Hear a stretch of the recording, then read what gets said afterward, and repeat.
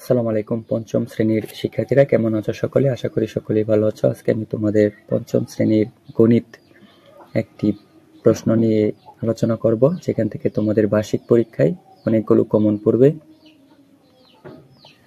দেখো, প্রথমে তোমাদের সময় থাকবে হচ্ছে 2 ঘন্টা 30 মিনিট এবং পূর্ণমান থাকবে 100। প্রথমে যে প্রশ্নটা আসবে সেটা হচ্ছে সংক্ষিপ্ত প্রশ্ন। 20টি থাকবে, 20টির উত্তর দিতে হবে। প্রত্যেকটি প্রশ্নের মান 1 করে। প্রথম প্রশ্ন হচ্ছে, প্রকৃত ভগ্নাংশের মান কত? 1 এর সমান, 1 হতে ছোট, 1 হতে বড়, 1 হতে বড়। এটা হচ্ছে 1 হতে ছোট। এটার উত্তর হচ্ছে 1 হতে ছোট। 2 নম্বর প্রশ্ন হচ্ছে, ভগ্নাংশটির অপ্রকৃত ভগ্নাংশে প্রকাশিত রূপ কোনটি? এটার কাজ হচ্ছে শুধু ভাঙাবা। এই 3 হরের সাথে গুণে 9 হবে এবং উপরের সাথে 1 যোগ হয়ে 10 হবে। তাহলে এটার উত্তর হচ্ছে খ। তারপরে হচ্ছে, যে ভগ্নাংশের লব অপেক্ষায় হর ছোট সেটি কোন ধরনের ভগ্নাংশ? দেখো, এখানে বলা হয়েছে লব অপেক্ষায় হর ছোট। যদি লব বড় হয় তাহলে সেটা হচ্ছে অপ্রকৃত। যেহেতু হর ছোট, তাহলে সেই ভগ্নাংশটা হচ্ছে প্রকৃত ভগ্নাংশ। ঠিক আছে,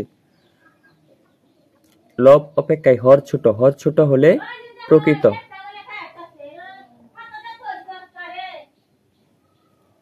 তারপরের ভগ্নাংশটি হচ্ছে 25.346। সংখ্যাটিতে 4 এর স্থানীয় মান কত? দেখো, 4 এর স্থানীয় মান 4 কত দশকে আছে, যে একক দশক, তাহলে 4 হবে দশমাংশ। এটার উত্তর হচ্ছে খ। আমি কিন্তু শুধু প্রশ্নটি পড়াচ্ছি না, তোমাদেরকে বোঝানোরও চেষ্টা করছি। তোমরা এই প্রশ্নটি দেখে সুন্দর করে বুঝতে পারো। ঠিক আছে, একটি আমের ওজন 0.5 কেজি হলে এরূপ 12টি আমের ওজন কত? তাহলে একটি আমের ওজন হচ্ছে এত কেজি, সুতরাং 12টি আমের ওজন কত হবে? বাড়বে, আর বাড়লে গুণ।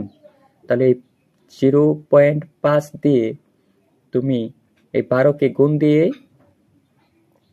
দিলেই উত্তরটা হবে 6 কেজি। ঠিক আছে, তারপরে এটা হচ্ছে দশমিকের ভাগ। দশমিকের ভাগটা তোমরা নিজেরা খাতায় করে উত্তর মেলানোর চেষ্টা করো। তারপরে প্রশ্নটি, 7টি সংখ্যার যোগফল দেওয়া আছে, তাদের গড় নির্ণয় করো। 7 দ্বারা সংখ্যাগুলোর যোগফলকে কি করতে হবে? অর্থাৎ 7টি সংখ্যার যোগফল দেওয়া আছে, এখন গড় নির্ণয় করতে হলে ওই 7 সংখ্যা দ্বারা কি করতে হয়? ভাগ করতে হয়। 3টি সংখ্যার গড়কে অর্ধেক হলে, 3টি সংখ্যার গড়ের অর্ধেক হলে সংখ্যাগুলোর সমষ্টি কত? দেখো, 3টি সংখ্যার গড়ের অর্ধেক 3 হলে, তাহলে 3 দ্বারা গুণ করো। 3 দ্বারা গুণ করলেই সংখ্যাটি পেয়ে যাবে 9। তারপরে শতকরা একটি ভগ্নাংশ যার লব 100, লব 100 না, হর 100 আর লব 1। ঠিক আছে, শতকরা একটি ভগ্নাংশ যার লব 1 এবং হর কি 100, অর্থাৎ 100/1। 72% এর দশমিক প্রকাশিত রূপ কোনটি? এটা দশমিকে প্রকাশ করবা। তারপরে প্রশ্নটি দেখো, 1 মেট্রিক টন সমান কত কুইন্টাল? এটা হচ্ছে মুখস্থ, তোমরা শিখে নিবা। 1 মেট্রিক টন সমান 1000 কুইন্টাল। তরল পদার্থের আয়তন পরিমাপের মূল একক কি? তরল পদার্থের আয়তন পরিমাপের মূল একক হচ্ছে লিটার। লিটার দ্বারা তরল পদার্থ মাপা হয়।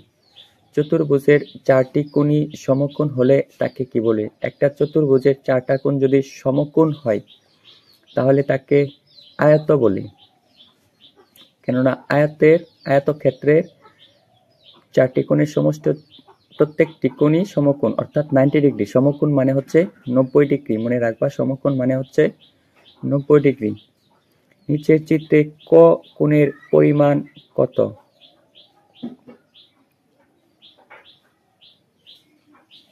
কোনটি এখানে উল্লেখ নেই?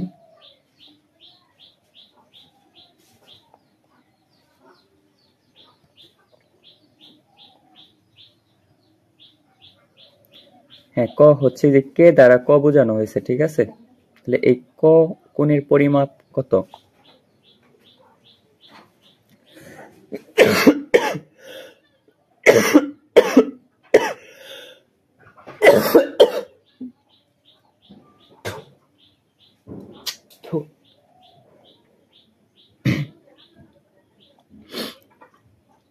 তারপরে 17 নম্বর প্রশ্নটি দেখো। চিত্রের রম্বসটিতে ক অর্থাৎ এই যে কে এর কত ডিগ্রি কোণ? তারপরে যে উপাত্ত কোনো বৈশিষ্ট্য অনুসারে সাজানো তাকে কি বলে? বিন্যস্ত উপাত্ত, এলোমেলো উপাত্ত, অবিন্যস্ত উপাত্ত, কৃতিত্বের উপাত্ত। যদি বৈশিষ্ট্য অনুযায়ী সাজানো থাকে তাকে বিন্যস্ত উপাত্ত বলে। তারপর হচ্ছে 21 থেকে 30 শ্রেণী ব্যবধান কত? 21 থেকে 30 হচ্ছে 10। শ্রেণী ব্যবধান নির্ণয়ের ক্ষেত্রে হচ্ছে প্রথমে 30 থেকে 21 বিয়োগ করে 1 যোগ করবা, ঠিক আছে? মানে যে কোনো জিনিস দুইটা শ্রেণী ব্যবধান দেওয়া থাকবে, বড়টা থেকে ছোটটা বিয়োগ করার পর 1 যোগ করবা, ঠিক আছে? তাহলেই বেরিয়ে যাবে। 30 থেকে 21 বিয়োগ করলে হচ্ছে 9, 1 যোগ করলে হচ্ছে 10, ঠিক আছে? আবার কেউ 9 দিও না। তারপরে হচ্ছে 2021 জরিপ অনুযায়ী সিলেট বিভাগের জনসংখ্যা কত? এটা হচ্ছে তোমাদের মেইন বই থেকে আসছে, ঠিক আছে?